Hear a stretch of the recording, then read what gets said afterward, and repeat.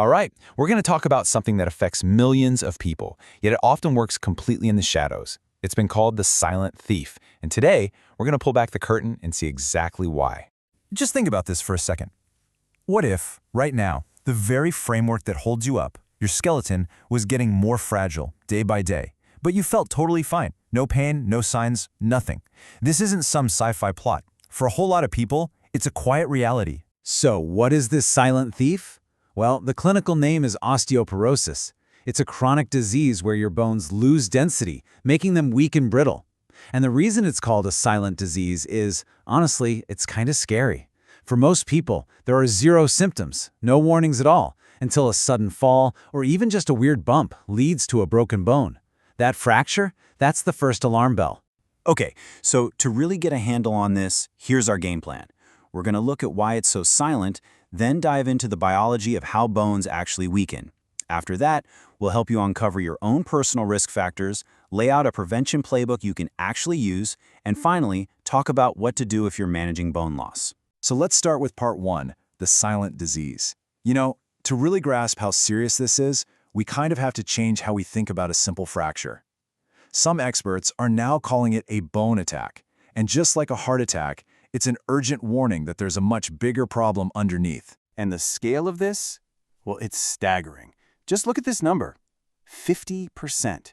1 out of every 2 postmenopausal women will have a fracture because of osteoporosis. And listen, this is not just a women's issue. About 1 in 4 men over 50 will have one too. This isn't some rare thing. It's a huge public health issue. So how in the world does this even happen? Well, your bones aren't just dead, static pieces of scaffolding. They are living, dynamic tissues, constantly in a state of renewal. You could think of it as a lifelong battle going on inside your own skeleton. Think of it like a 24/7 construction site. You've got 2 main teams. On one side, you have the demolition crew. These are cells called osteoclasts. Their job is to break down and clear out old, worn-out bone. Then you've got the building crew, the osteoblasts, who come in right behind them to lay down fresh, strong, new bone.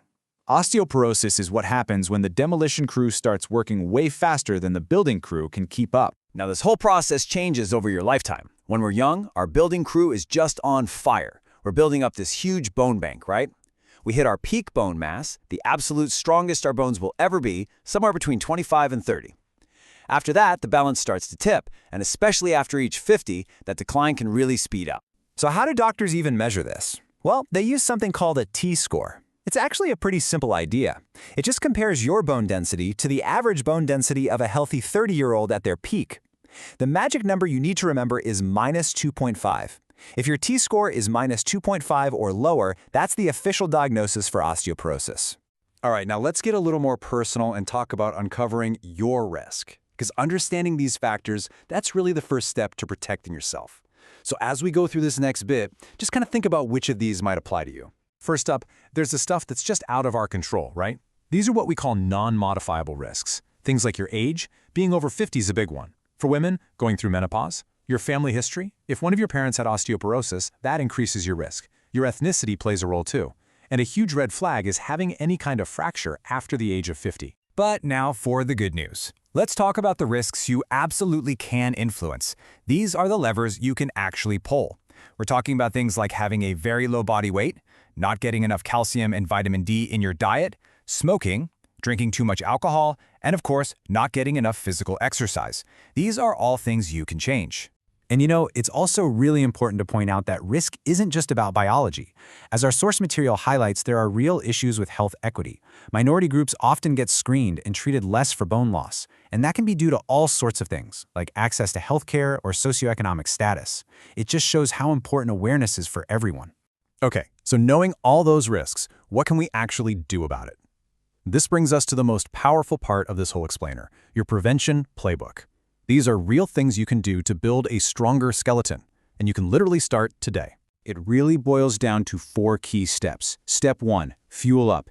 Get plenty of calcium and vitamin D. We're talking dairy, dark leafy greens, that sort of thing. Step 2, get moving.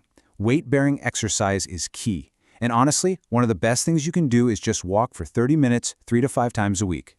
Step 3, make smart choices. Limit the alcohol and definitely avoid smoking. And finally, step 4, get screened. Just talk to your doctor about it. That screening test is called a DXA scan. It sounds kind of technical and intimidating, but it's not at all. It's a super simple, painless scan.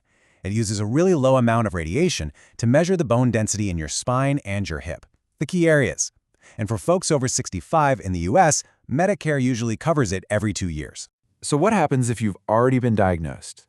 That brings us to our final section, managing bone loss. And the message here is so important. A diagnosis is not a destiny. First off, it's really important to know exactly what's being treated. For instance, osteoporosis, which is a loss of bone mass, is treated very differently from a condition that sounds similar, osteomalacia, which is a softening of the bones. So getting that correct diagnosis is absolutely key. And the great news is, we have some really powerful tools now. If we go back to that construction site analogy, some medications work by basically telling the demolition crew to slow down. Others actually encourage the building crew to build more bone. These therapies can make a massive difference in managing the disease and preventing future fractures. So, it all comes down to this. We build that bone bank when we're young, and it hits its peak around age 30. But the story doesn't stop there. Every single day gives us a new chance to protect that investment or to slow down the withdrawals. So I'm going to leave you with this question to think about. Knowing everything you know now, what's one thing you're going to do for your bones today?